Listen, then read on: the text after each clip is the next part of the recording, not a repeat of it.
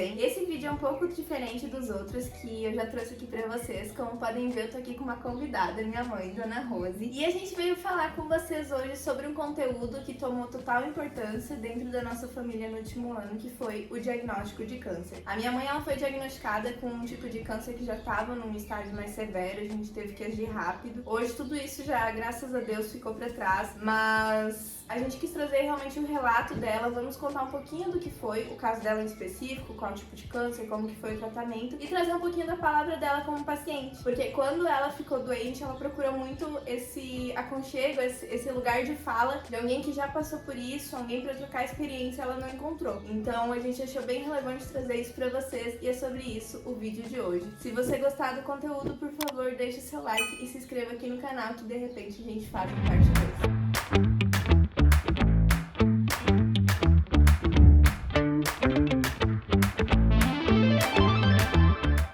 Então vamos começar um pouquinho falando sobre qual foi o tipo de câncer, como é que minha mãe descobriu, e depois sim a gente fala um pouquinho como que nós lidamos com a notícia. Então, mãe, qual que foi, como é que começou tudo, na verdade? Assim, ó, como eu já estava na menopausa, eu não podia ter mais nenhum tipo de sangramento. Observei que 2 vezes eu estava com um pouco de sangramento, já me antenei, achei isso meio estranho. Fui para a internet. Como ela falou, a gente procurou muito pela internet, não encontrei nada bem específico. Procurei um médico ginecologista para fazer o preventivo.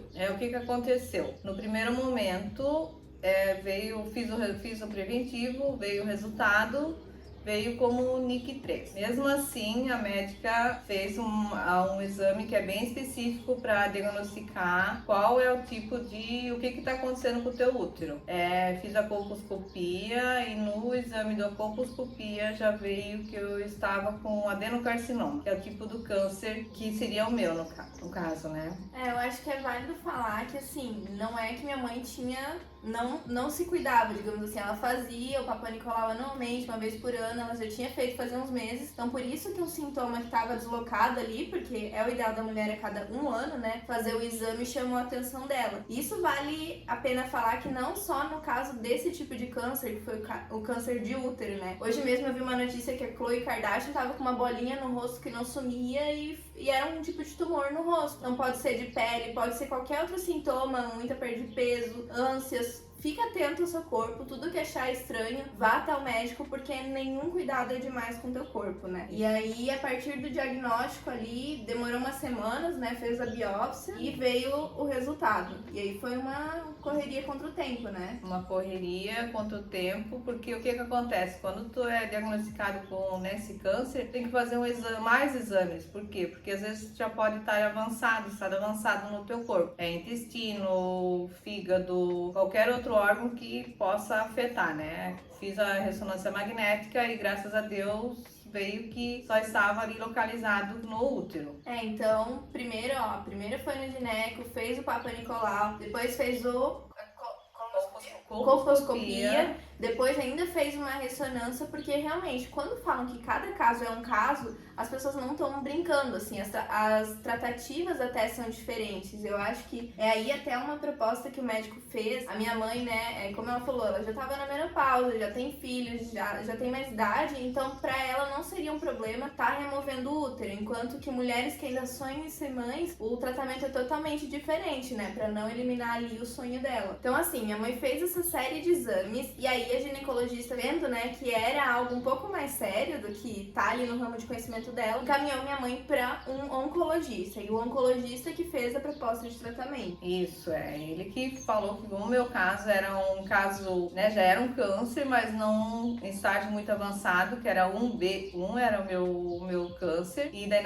nesse estágio ainda tem a opção de retirada do útero. Aí por isso que ele optou por retirar o útero, porque tem casos que às vezes mesmo sendo o mesmo tipo de câncer, tá um pouquinho mais avançado, aí já não tem mais essa opção de remover o útero, que daí seria tratamento só com quimioterapia e radioterapia. O meu caso, aí eu fiz a cirurgia, a esterectomia radical, onde você retira o útero, os ovários, as trompas, os linfonodos, que depois disso vai para exame para ver se tá, né, se algum deles já tá contaminado, e daí ali eu fiz a esterectomia radical. No caso, né? Ele é uma cirurgia um pouco mais complicada. Tá, calma aí, vamos por partes. Assim, é válido falar que a gravidade da doença da minha mãe, a Nick, ela se classifica em 1, 2 e 3. Dentro desses, o 3 é o mais grave e era o que minha mãe tava. Então ela já tava no mais grave. E assim foi classificado o câncer. Mas o câncer em si tem as suas classificações também. E pro câncer em si, a minha mãe tava num estágio que tinha comprometido ali por conta da gravidade da doença dela. Mas não era um câncer que já tava sendo galopante, que não, já tinha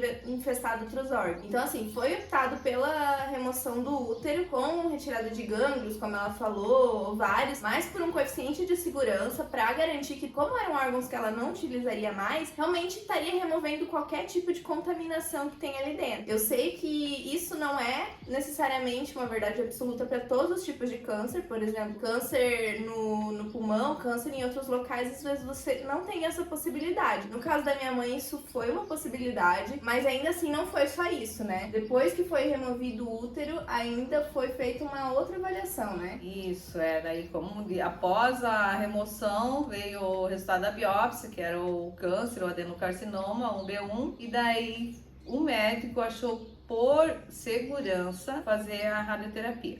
Assim minha mãe teve que fazer a rádio, nesse caso a químio não foi visto como necessidade, né? Isso, como é mais o estágio mais no inicial, não precisaria da químio. Mas é um bom ponto que ela levantou, porque até você fazer a remoção ali do órgão, você não sabe em que estágio tá aquilo. A gente hoje sabe que era o estágio 1 ali, 1B1, enfim, porque foi retirado o órgão, mandado para análise, eles avaliaram como um todo, vários pedaços e chegaram a essa conclusão. Mas até a gente tomar a decisão de como ia ser a cirurgia em si, a gente não tinha essa informação. Então você prefere optar por tirar mais do que tirar menos, né? Então foi mais ou menos essa decisão que a gente tomou. E daí a rádio em si, como que ela funciona? Vamos assim, primeiro, quantas sessões foram no total? No meu caso, o médico avaliou, foram 23 sessões. E aí, como que é o procedimento no hospital, assim? Primeiro, eles fizeram uma avaliação de onde seria aplicado ali a radiofrequência, né? Então, fizeram um molde. Isso. E uma tatuagem.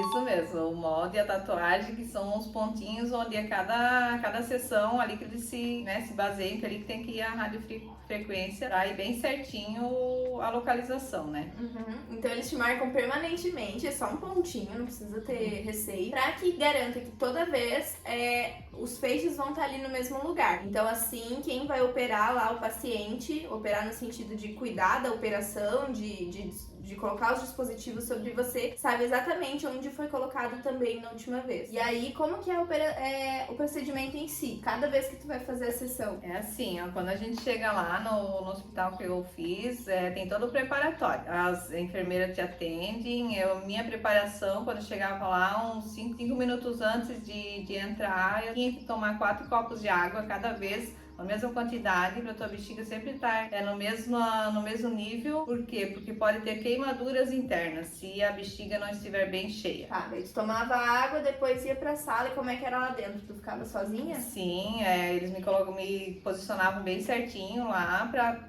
no caso que a gente já tinha conversado antes, para os feixes ficarem bem certinho, eles se posicionam e dali em diante você fica sozinho. É bem tranquilo. É rápido? Quanto tempo leva? Sim, dentro da máquina você fica no máximo 5 minutos. Então é bem rapidinho. E um ponto que é importante lembrar é que também, no caso dela, pelo menos o tratamento, era diário. Então foram acho que 25 sessões, mas minha mãe tinha que ir todo dia, né? Isso, de segunda a sexta. Então foi um mês ali disparado fazendo tratamento. Não é como eu acho que é o caso da químio, que tem espaçamentos maiores entre as sessões, né? Isso, é uma vez por semana. A químio quem faz é uma vez por semana. Então ela fez tudo isso e depois no final de toda essa rodada, como é que o médico avaliou? Foi feita uma nova ressonância? Como é que foi esse processo? Assim, porque como eles já sabem como que é feito o tratamento e como que é o resultado, os exames que eu fazia era só o de sangue, né, semanalmente ali, e no final daí ele me encaminhou de volta pro meu oncologista, daí ali ele que avaliou depois com exames o resultado. Então, quando ela fala ele, era um médico radiologista. Então, vocês veem que nessa história toda já tinha 3 médicos cuidando dela. Era o ginecologista, o oncologista e o radiologista. Então, ainda se tivesse que fazer químio, era um outro médico que você até foi conversar que era só da químio, né? Isso. Então cada um tem uma especialidade, não é um médico que cuida tudo, realmente são especialistas e já tem maior experiência naquele tipo de tratamento para trazer as melhores alternativas para cada paciente. Então foi um processo assim que a gente falando parece que durou pouco, mas descobrimos na linha do tempo, né, em janeiro de 2021, e aí foi uma correria de um mês até sair todos esses exames, até achar um médico, porque tem mais isso, assim, por favor, escolha um médico de confiança, peguem uma, duas, três opiniões se for necessário, porque a gente consultou alguns médicos também, né, mãe,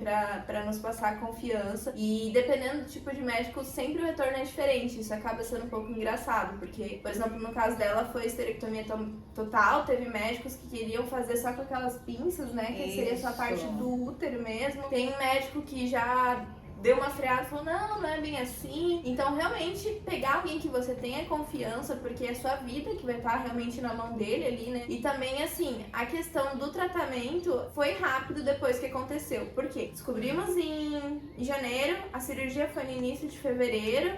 Aí a questão de recuperação os 30 dias, né? Isso, 30 dias tá bem tranquilo, já tá bem recuperada já. É uma cirurgia que mexe bastante ali no interior da mulher. Então eu lembro que minha mãe ficou bem debilitada, assim, teve que ficar até com a bolsa de coluna. Como é que fala? Não, só a sonda, filha. Ah, é verdade.